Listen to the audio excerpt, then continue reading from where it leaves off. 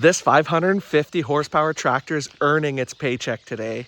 This is actually some old footage I had. I happened to be flying my drone overhead when we were doing the opening rounds. We thought the field conditions were good. They were a little bit muckier than what we were expecting, and it kind of came out of nowhere on us. The top looked dry, kind of crusted over, but it was just slop underneath.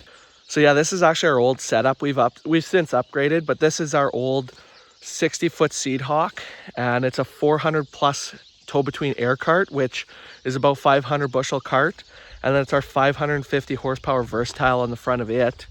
So yeah, here's Ed. He's going down the road. He's only doing like 10 to 12 miles per hour. Any more than that, and it seems like it really bounces. We've cracked the frame on this thing on the toolbar.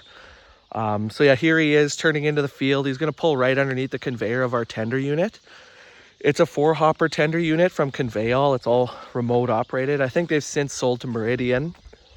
So yeah, the big hopper we're going to fill full of peas. The second one we're going to fill full of phosphate, and then we're going to put bags of inoculant in the other one. And yeah, once he's good to go, we're going to get rolling here. This is the first field of the year, and we're going to be giving her, as you can see on this wide angle shot, that's the Manitoba escarpment in the background. And yeah, he's starting to cut loose here. So you see those 900 metrics are digging in. He's using every ounce of horsepower he has. When he gets into real trouble, he can dump his packing pressure, which is good, puts the whole drill into float mode.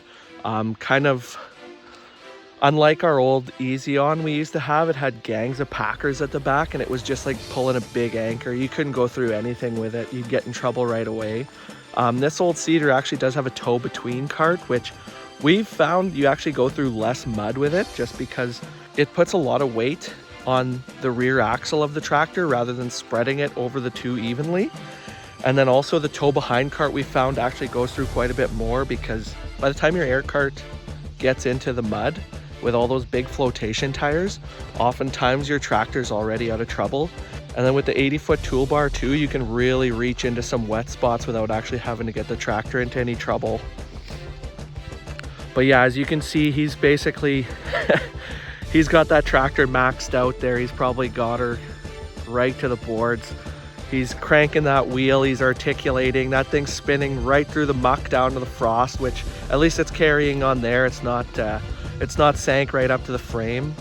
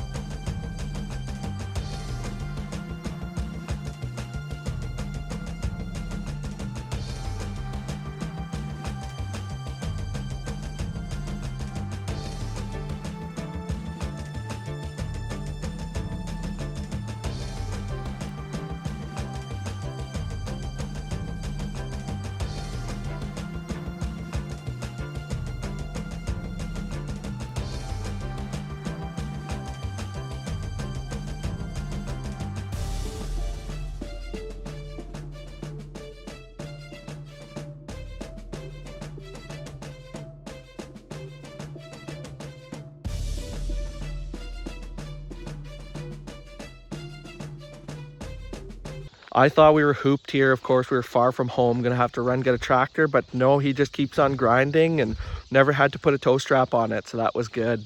But yeah, if you like this video and other real farming content, make sure you subscribe to my YouTube channel.